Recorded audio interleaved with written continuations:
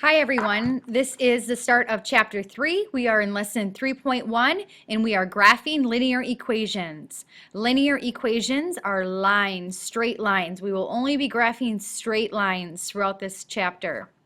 Let's get started.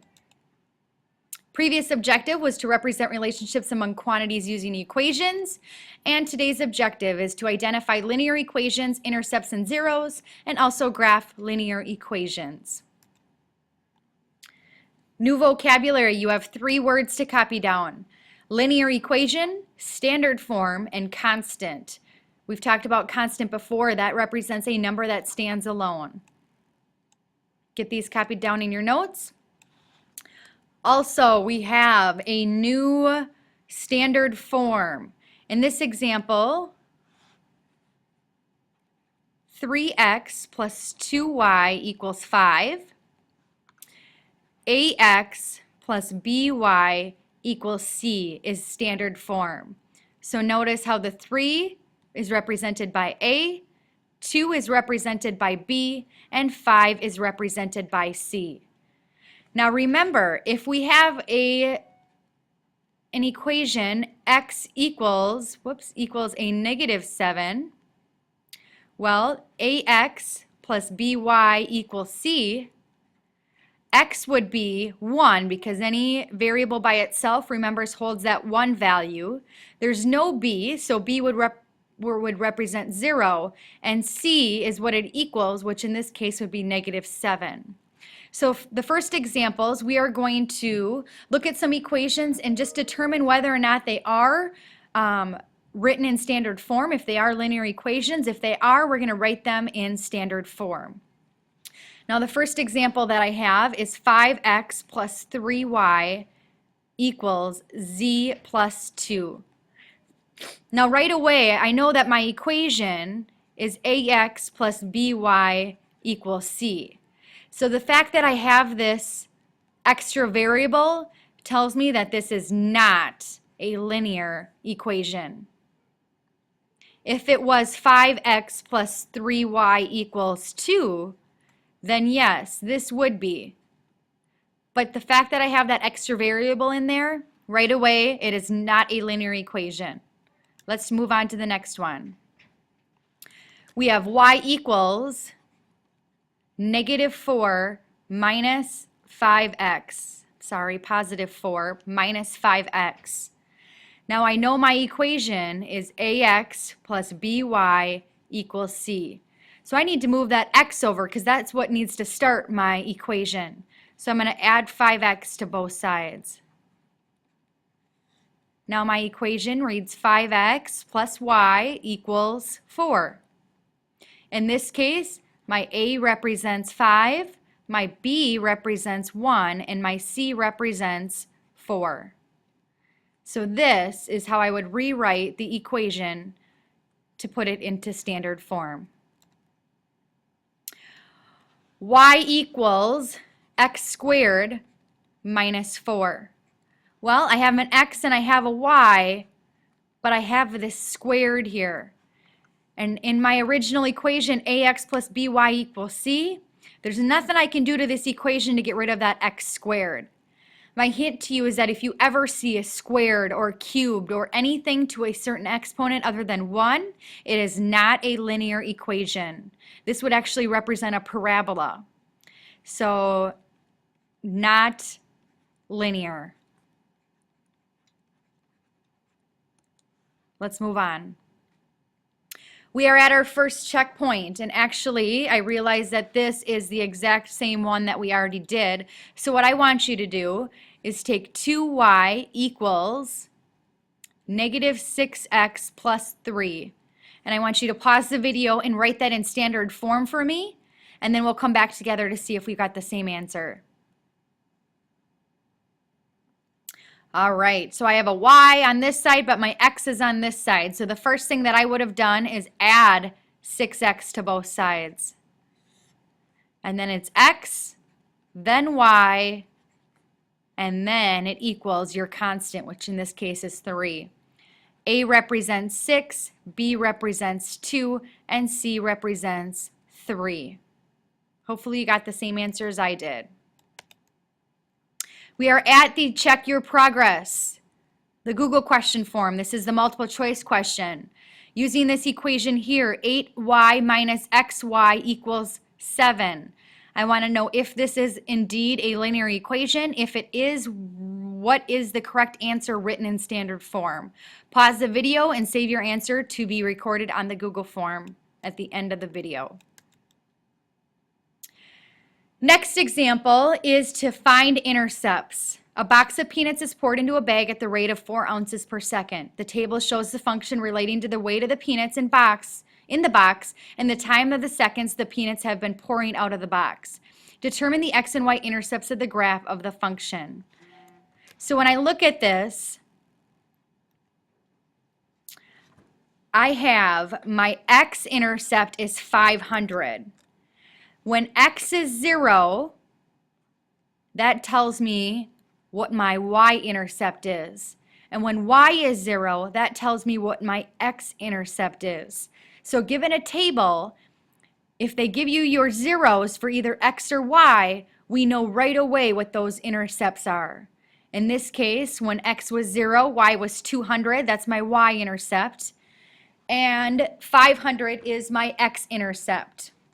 So graphing those on a line, I'm going to put my y-intercept through the y-axis and my x-intercept through the x-axis. Now the second part, they want you to describe what the intercepts mean.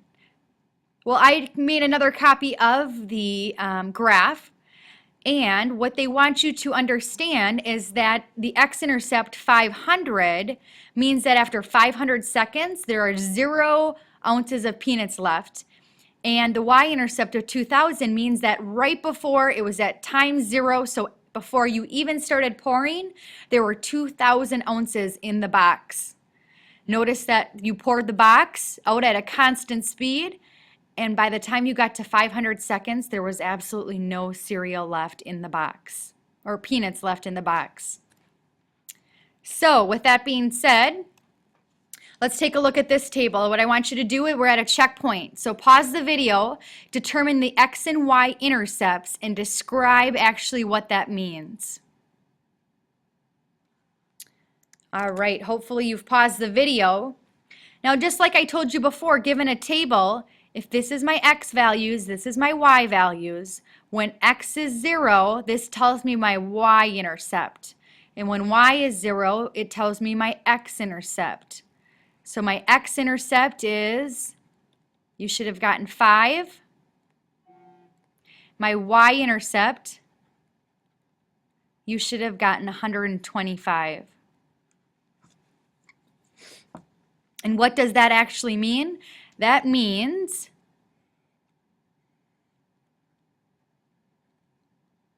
on my graph, when x was at 5, 1, 2, 3, 4, 5, y, my y-intercept, I'm going to go up by 25. So 25, 50, 75, 100, 125.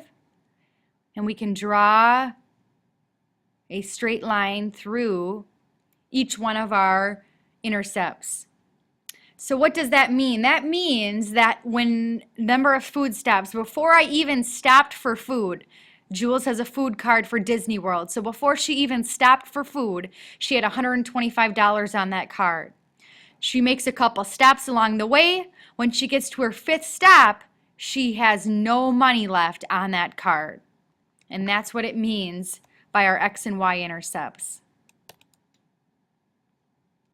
All right, example 4, graphing by using intercepts.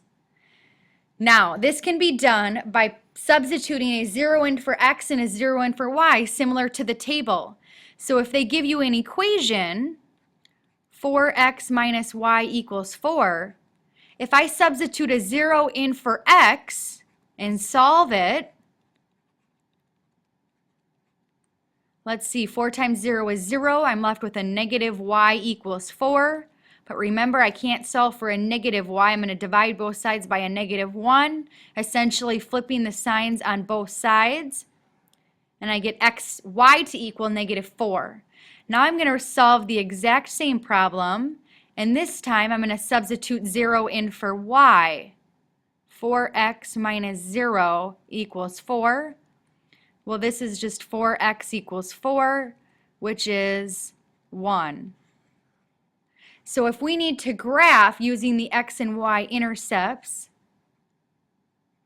my x-intercept is 1, and my y-intercept is 1, 2, 3, negative 4. And you're going to draw a straight line through your two intercepts.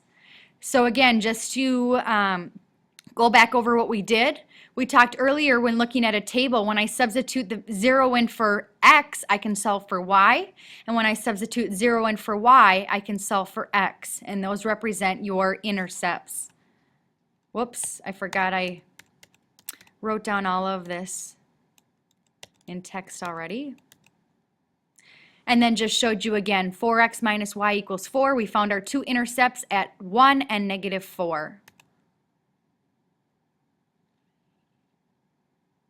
Now we're at another checkpoint. So what I want you to do is pause the video, and I want you to graph 2x plus 5y equals 10 by using the x and y intercepts.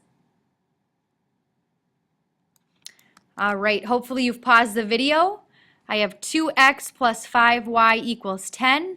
I'm going to start by substituting 0 in for x. So 2 times 0 plus 5y equals 10. Well, 2 times 0 is 0, so this leaves me with 5y equals 10, y equals 2. And again, 2x plus 5y equals 10. I'm going to substitute now 0 in for y, so 2x plus 5 times 0 equals 10. Well, that just leaves me with 2x equals 10, x equals 5. So my x and y intercepts, I'm going to graph. X is at 1, 2, 3, 4, 5. Y is at positive 2. And then you're going to connect your two intercepts with a straight line. And that would be your equation for 2x plus 5y equals 10. All right, what I just want to point out here, we've talked about this before. If you have x equals negative 1, it is still a linear equation. It just does never go through the y-axis. So here is my x-axis, and at negative 1, it is a straight line through negative 1. Same thing when I graph y equals 3. I go down 1, 2, 3, and my y-axis at positive 3. And I make a straight line through y equals 3. Those are the two equations for x equals 1 and y equals 3. I just wanted to point that out. Often we get confused when we don't actually see an x and y in the equation. But in fact, they are also linear equations.